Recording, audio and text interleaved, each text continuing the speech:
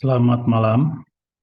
Ini tanggal 29 Maret 2023, jam 10:10 malam hari. Hari hari apa ini? Hari Rabu saya kira ya.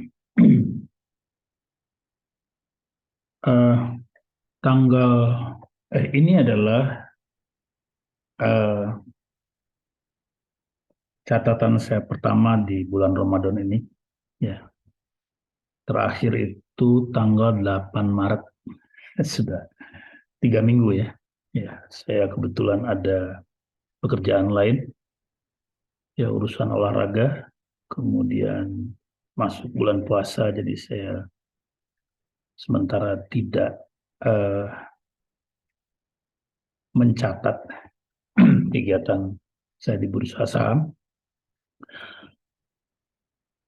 Selamat berpuasa kepada Bapak Ibu teman-teman yang berpuasa, semoga amal ibadah diterima Allah Subhanahu wa taala.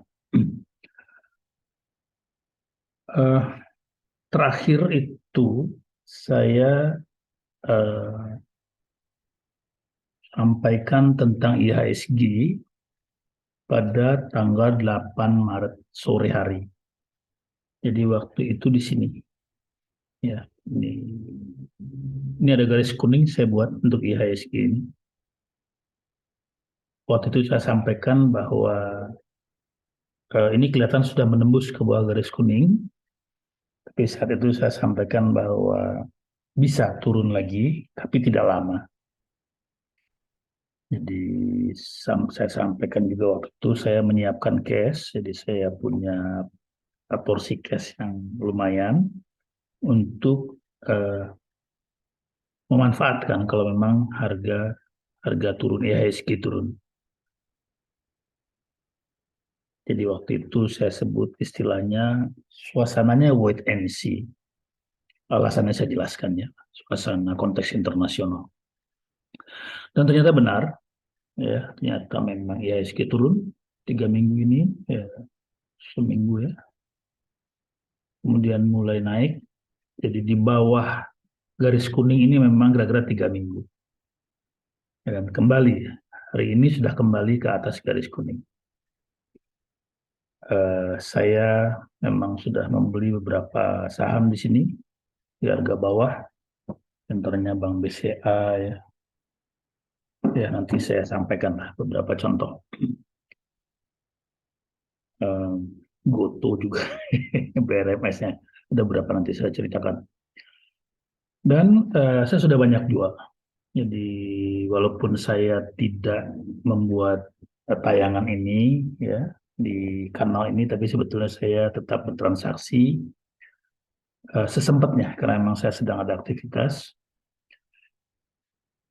Jadi saya sudah jualan lumayan ya, seperti Bank BCA, BRIS, ya, BRMS, kemudian dan lain-lain. Lalu pertanyaannya sekarang, bagaimana harga IHSG ini, apakah akan naik terus atau akan turun lagi? Nah, ini yang menarik. Kenapa saya jualan? Karena saya tentu saya merasa ada kemungkinan turun lagi. Ya tentu naik bisa ya.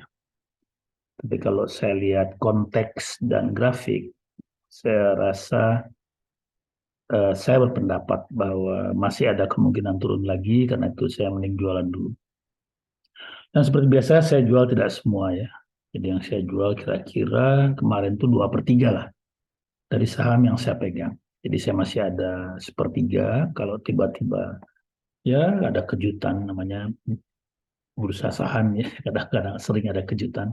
Saya masih bisa menikmati sepertiga dari jumlah lot yang saya punya. Uh, tapi saya putuskan menjual kurang lebih 2/3 dari seluruh yang ada di akun keluarga ya. Saya ini sebenarnya memberi saran kepada keluarga ya, karena saya sendiri kalau yang atas nama saya sedikit sekali ya. Saya sudah tidak pegang uang karena sudah tua ya, sudah nggak mau berurusan sebetulnya. sama uang, jadi biar keluarga saja. Saya hanya menjadi, karena ini hobi ya, di advisor lah. Eh, Nanti saya kasih lihat beberapa akun keluarga ya, bukan saya. Eh, Perkiraan saya, kalau saya lihat konteks suasana bisnis hari ini, saya kira masih banyak pertanyaan, terutama situasi internasional ya. Ukraina masih bertele-tele dengan Bakhmut ya. Bakhmut masih saja ya bertele-tele lah peperangan di situ. Kemudian yang menarik adalah ya, berita terakhir ini saya kira ini penting, yaitu Xi Jinping datang ke Rusia dan kelihatan bersahabat sekali dengan Putin. Jelas mereka ada kerjasama mungkin di bidang ekonomi.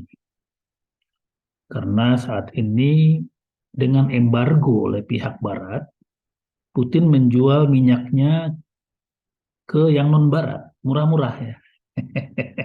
Rusia ini minyaknya banyak ya, simpanan alamnya banyak. Karena Rusia ini kan negerinya besar sekali, berapa persen tuh, mungkin 15% dari dunia ini ya. Jadi besar sekali, mereka punya punya cadangan banyak lah.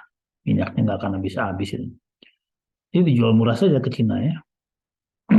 Intinya ke Asia lah. Mungkin Cina jual lagi kemana kita nggak tahu. Sehingga karena itu jatuhlah harga batu bara, harga yang terkait energi ya. Yang kebagian mahal itu ya Eropa. Eropa mungkin beli lebih mahal sama nggak bisa beli dari Rusia ya. Atau beli ngumpet-ngumpet. Kita nggak tahu. Tapi begitulah situasinya. Jadi harga energi cenderung turun. Kalau kita lihat saham batu bara kan juga harganya sudah eh, turun ke bawah cukup dalam. Walaupun barusan kelihatan mulai naik lagi. Mulai melawan. Nah, itu tentang Ukraina. Nah, yang baik dari Ukraina kalau menurut saya, ya saya kan bukan militer, tapi saya punya pendapat juga lah. Dengan datangnya Xi Jinping ke Rusia, saya kira satu faktor yang sangat penting bagi kita semua adalah Rusia tidak akan bermain nuklir. Saya merasa dengan datangnya Xi Jinping, Rusia, Putin merasa punya backup yang kuat, terutama di bidang ekonomi. Cina negara yang besar sekali dan kaya raya, sumber alamnya besar, rakyatnya banyak. Temennya juga banyak. Cina ini temennya banyak. Afrika itu temennya. Malah Arab dan Iran sekarang berhasil didamaikan oleh Cina. Jadi saya kira Putin merasa punya backup yang kuat. Ini berarti tidak perlu Putin melemparkan nuklir. Karena nuklir ini kan tindakan bunuh diri. Kalau udah kepepet, nggak bisa apa-apa lagi, ya lempar nuklir. Itulah senjatanya Rusia.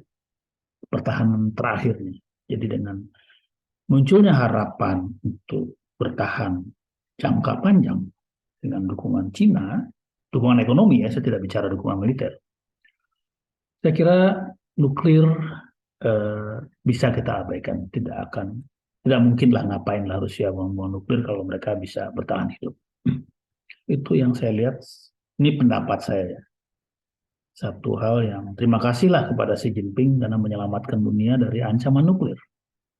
Kan bahaya kalau Rusia ini kepepet ya, misalnya Eropa terus mengirim senjata, Eropa Amerika ke Ukraina, dan akhirnya Rusia merasa bisa kalah, ya dia pasti lempar nuklir lah. Ini kan soal eksistensi. Jadi terima kasihlah pada Xi Jinping. Saya pribadi sudah membuang faktor nuklir. Jadi menurut saya ini faktornya sekarang adalah perang ekonomi, perang daya tahan. Eropa dan Amerika lawan Rusia. Mana yang ekonominya paling tahan? Kalau Rusia bisa bertahan lama, maka Rusia punya kemampuan membangun angkatan perang. Karena rakyatnya ada 150 juta, dan mereka mampu membuat senjata sendiri. Mereka punya industri senjata yang besar. Nah, sekarang mereka perlu menambah logistik dari persenjataan. Mereka butuh waktu. Jadi kalau Rusia dikasih waktu, tentu mereka bisa membangun persenjataan lebih kuat, lebih cepat dibanding Ukraina. Karena kalau Ukraina ini kan udah dihancurin infrastrukturnya, listrik aja udah repot. Bagaimana membangun persenjataan? Ukraina hanya bisa minta-minta senjata dari Eropa, dari Amerika. Nah ini pun senjatanya dikasihnya terbatas. Ini minta jet belum dikirim-kirim nih. Jadi Eropa pun nggak berani untuk ambil posisi terlalu terlalu agresif ya, kepada Rusia. Mereka menahan diri juga sebetulnya. Yang ngeri nuklir juga ya. Jadi saya kira akhirnya ini memang perang ekonomi antara Barat dengan Rusia. Dan ya mungkin Rusia sih nggak menang. Tapi saya pikir Rusia bisa bertahan. Dan kalau bertahan, mereka mampu membangun angkatan perangnya lebih kuat. Jadi Rusia sekarang butuh waktu. Nah, udah perang setahun, udah banyak tentara yang uh, ya di korban perang, juga persenjataan. Yang dibutuhkan Rusia adalah waktu untuk membangun lagi angkatan perang.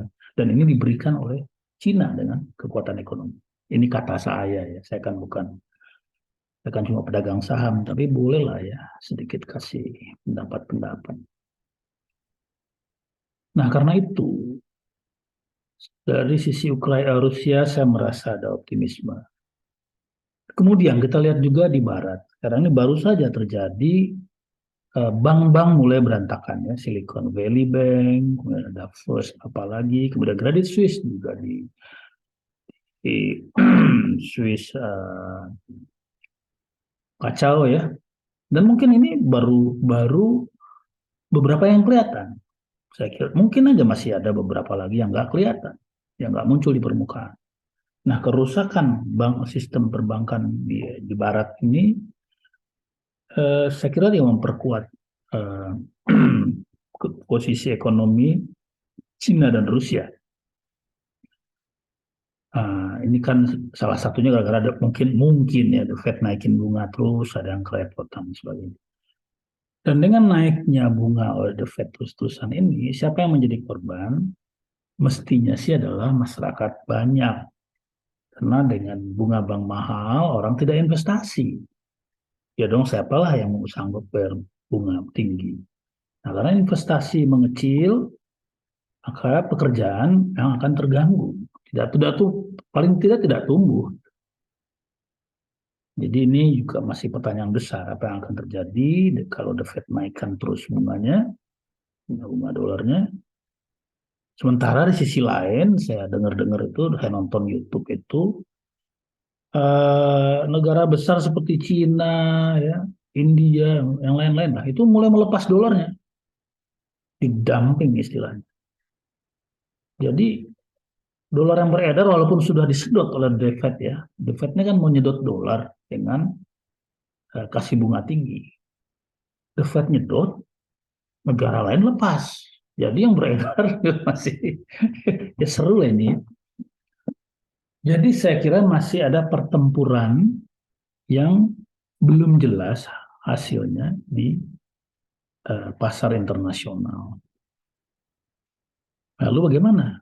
Sekarang ini para investor, ini pertanyaannya adalah para investor besar yang menjadi landasan penting di bursa kita di Jakarta, apakah mereka mau masuk Indonesia? Kan itu pertanyaannya. Selama mereka belum masuk Indonesia, ya kita akan begini-begini aja. Nah, saya sih berharap kalau memang di tempat lain kacau, Indonesia kan sedang bagus. Pada akhirnya mereka masuk ke sini juga. Nah, pada saat itulah IHSG akan menguat dengan serius. Tapi apakah itu akan terjadi sekarang? Nah, kalau itu saya ragu-ragu. Karena masih banyak pertanyaan. Memang Indonesia ini kan dekat dengan Cina secara ekonomi. Jadi karena sekarang kelihatan Cina masih tangguh, apalagi dengan ada blok baru. Sekarang ini seperti dibangun blok baru ya ekonomi. Arab dan Saudi kelihatannya sudah pro Cina. Afrika jelas pro Cina. India ya tetangganya Cina dekat.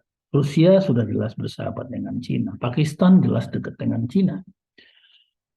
Jadi blok Cina ini memang menguat ya. Dan dolar malah Amerika dolarnya ya malah melemah. Jadi Indonesia sebenarnya dapat keuntungan dari sini karena dengan Cina yang menguat, blok Cina ya. Ya Indonesia kan bisnisnya banyak dengan Cina. Secara ekonomi menguntungkan. Walaupun secara militer kita masih dekat dengan Barat. Ya ini pinter-pinternya hidup lah ya. Jadi jelas ada optimisme terhadap ekonomi Indonesia. Tetapi saya kira belum berarti orang akan segera masuk. Karena pertama emang banyak hal yang belum jelas sebetulnya. Cina menguat, blok Cina menguat, ada BRICS, malah sekarang Arab juga mau masuk BRICS. BRICS itu Brazil, Rusia, India, China, dan S-nya apa itu? Ya saya lupa ya. Intinya negara-negara besar lah. Arab juga mau masuk. Nah itu akan menguat. Malah katanya mau bikin mata uang baru katanya. Ya walaupun blok ini menguat ya dan mungkin akan menjadi apa istilahnya multipolar ekonomi, tetapi tidak gampang ya karena yang dilawan kan Amerika juara bertahan ya senjatanya di mana-mana dan akalnya banyak CIA itu operasinya kan di mana-mana termasuk ya di sini jadi nggak mudah lah. Nah pertarungannya akan berjalan mungkin cukup panjang. Jadi apakah kemudian orang menjadi optimis kepada ekonomi Indonesia secara serius masih butuh waktu menurut saya sih. Lalu Indonesia sekarang sedang menghadapi perubahan rezim karena tahun depan pemilu pilpres dan sekarang mulai heboh calon presiden. Nah ini jelas menjadi satu hal sangat penting karena Indonesia diperebutkan baik oleh Cina, blok Cina maupun oleh Amerika. Dua-duanya punya kepentingan. Kalau kita tidak hati-hati kita repot nih. Nah, jelas rezim Jokowi ya kita tahu lah ya tidak disukai lah oleh Amerika. Nah, jadi sedangkan sekarang kan kita mau cari presiden umumnya nih yang meneruskan kerja Jokowi. Nah ini tentu Amerika kurang suka. Amerika punya calon ya tentulah ya. Itu gampang kok ngeliatnya ya. Calon mana yang dukung Amerika kita gampang lihatnya. Lihat tadi yang sering luar negeri, yang sering ngobrol-ngobrol sama dunia barat gitu. Karena dia mencari dukungan di barat. Jadi ada calon presiden yang cari dukungan dalam negeri, ya. Ya mainnya dalam negeri aja karena dia cari dukungan masyarakat. Tapi ada juga yang main ke luar negeri, cari dukungan sana sini. Nah itu kita bisa tahu lah ya dia berkisar di mana, ya itu kira-kira pendukungnya siapa. Jadi pilpres kali ini mungkin adalah juga satu adu pengaruh antara blok Amerika Barat dengan blok Timur Cina. Nah ini kan seru. Ya. Orang masih eh, menonton Indonesia ini akan seperti apa ke depan karena kita masih dianggap negara yang belum stabil, belum mapan politiknya. Lain kalau Jepang itu udah mapan, Singapura ya. Jadi ini masih pertanyaan besar dan buat investor ini penting. Investor itu kan naruh duit. Kalau investor kecil-kecilan sih mungkin bisa lari keluar ya. Tapi ada investor besar yang nggak nggak juga cepat lari gitu ya, cepat keluar masuk. Mereka agak lama juga main. Justru ini yang menjadi investor yang bertahan lama ini yang menjadi fondasi dari harga-harga di bursa saham kita. Kalau mereka keluar masuk besok masuk keluar lagi ya kan repot. Ya harga juga akan kacau. Jadi saya kira masih banyak pertanyaan yang perlu dipastikan, dikonfirmasi dari situasi internasional saat ini, baik menyangkut perang Ukraina maupun menyangkut perang antar blok ekonomi, blok politik. Nah, itu kelihatan kok dari volume ya, kita lihat nanti volume. Jadi itu sebabnya saya menjual 2/3 dari saham-saham yang saya punya. Jadi saya sekarang punya cash lagi. Naik bisa saja, selalu bisa. Tapi rasanya kalau menurut pendapat saya masih akan terjadi tahanan yang kuat di atas. Itu konteks ya. Itu yang saya sampaikan tadi adalah konteks. Konteks perang, konteks ekonomi. Nah sekarang kita lihat grafik. Saya memang, kalau yang mengikuti kanal saya tentu paham. Saya selalu bicara konteks, lalu bicara grafik. Jadi kalau diistilahkan saya ini adalah teknikalis kontekstual. Wah keren ya. Teknikalis kontekstual. Artinya saya membaca grafik, Tapi saya pilih ya yang saya percaya gerakannya. Tapi saya juga melihat konteks dulu. Karena percuma grafik dibaca-baca kalau konteksnya kita tidak paham. Menurut saya sih itu menjadi spekulasi.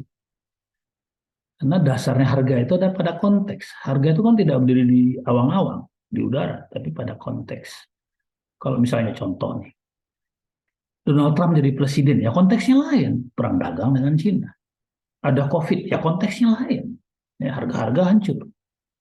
Ada perang Ukraina, ya konteksnya lain. Itu konteks. Nah, kalau kita memahami konteks itu membantu untuk kita mengerti grafik ini mau ke arah mana. Jadi saya memang melihat konteks.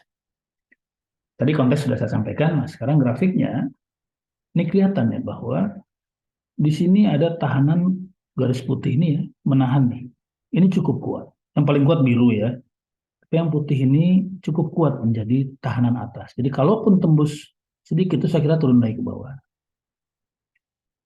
Saya pernah sampaikan bahwa di bawah garis kuning ini saya anggap suasana yang pesimistik. Tapi tidak lama dari pengalaman yang lalu ya, sebentar saja. Nah, juga demikian terbukti lagi, turun sebentar cukup dalam sampai ke sini, balik lagi ke atas. Nah, jadi ini eh, kelihatannya sudah mulai meninggalkan zona pesimis. Tapi kalau ini tahanannya kuat, ini bisa balik lagi. Ya, garis putih. Sekarang sudah masuk ke zona transisi. Saya sebutnya transisi. Ya, ini yang antara garis putus-putus ini dengan yang kuning ini, yang garis lurus. Ini saya sebut transisi. Di atas garis kuning ini saya anggap zona optimis. Kita masih jauh lah ke zona optimis ya. Transisi ini juga masih pertanyaan apakah masih bisa naik ke atas garis putih ini dan mengarah ke garis biru. Uh, saya belum yakin, saya kira masih butuh waktu ya. Demikian. Jadi ya kalau memang naik, alhamdulillah juga saya masih punya sepertiga ya. Sepertiga ya saya ikutin aja. Karena toh nanti akan turun lagi. Mungkin mentok di biru turun lagi ya saya beli lagi. Biarlah yang ikut ke atas cuma sepertiga. Saya memang bukan pedagang yang ambisius ya, yang mau menghasilkan profit 2 kali lipat, 3 kali lipat enggak ya. Saya cuma pedagang yang ya kayak orang dagang lah ya di warung ya. Namanya juga warung saham kan. Ya, profit dikit saya jual. Demikian. Jadi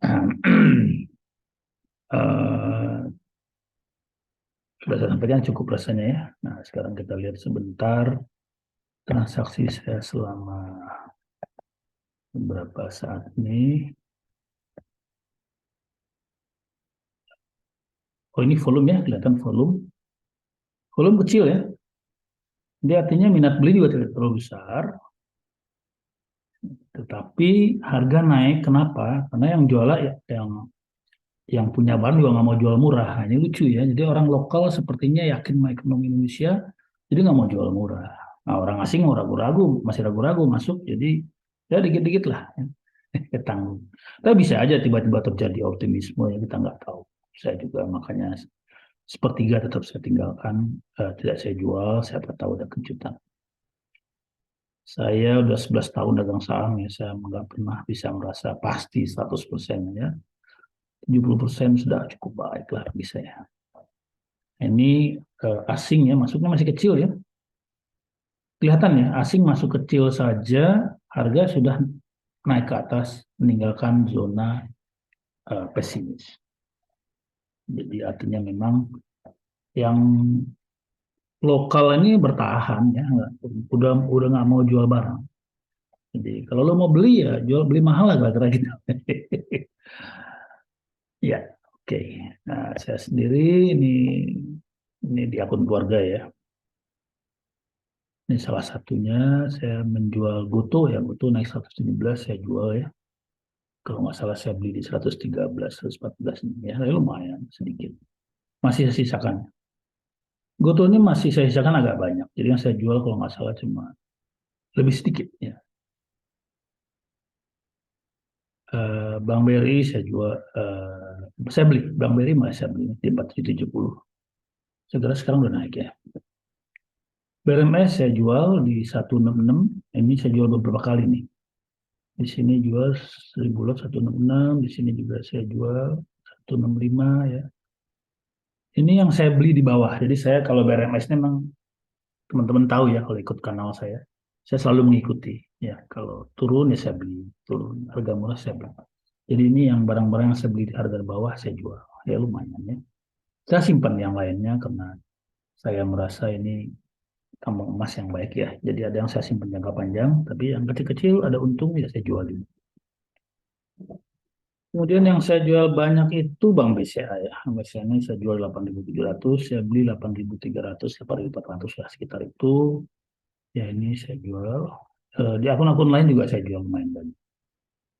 Bumi ini saya jual, ini sih ngurangin porto ya. Saya merasa kebanyakan saya jual. Saya kurangin sedikit. Karena saya lihat harga batu bara juga belum jelas ya. Ini Rusia jual murah minyak, jadi batu baranya kena juga. PNLF ini saya buang kotoran aja nih karena saya cuma punya 100 lot ya udah minus ya serugi berapa lah ya. Ya tapi ini nggak besar ya, mungkin 1 juta 2 juta ya saya jual aja capek saya lihat nungguin. Itu BBRI saya beli ya. Ini juga akun yang lain Bank BNI saya jual 9450 kayaknya ada untung lumayan. Bank BCA ini saya jual juga seperti tadi ya 150 lot di 8.700. Telkom saya jual di 4010 sekarang udah naikin kalau nggak salah nih. Lebih tinggi lagi 400 kalau nggak salah. Tapi ini sudah saya jual sebagian ya, saya tidak jual semua. Ini yang saya beli di sini. Ini ada Telkom yang saya beli di bawah nih di 4060. Oh ini jual 46. Saya kira di bawah ya, nggak ada di sini. Jadi saya punya Telkom cukup banyak. Jadi saya cicil jual di 4060 saya jual, 4010 saya jual. Sekarang juga masih punya. Nanti saya kalau ada 4100 saya bisa jual lagi sedikit. Memang saya simpan banyak. Saya beli di bawah, saya cicil. Kemudian apalagi nih Bank BCA tadi sudah saya jual lagi. Ini Bank BCA di sini saya jual semua. Oh, berulang ya di sini saya jual. Oh sini saya beli. Ini saya beli Bank BCA 50 lot 8425. Oh ini nyicil beli ya. Jadi saya cicil beli 8300-an. Ini juga masih saya beli lagi. Nah, lalu saya jual 8.700 ya lumayan untung kecil. Telkom tadi sudah saya jelaskan. Hardware ini saya kira untung sedikit tapi nggak banyak lah ya. Unfairnya belum saya jual nih. Unilever. Saya kira sekarang ya, 4.300 ya. Saya lihat-lihat lah.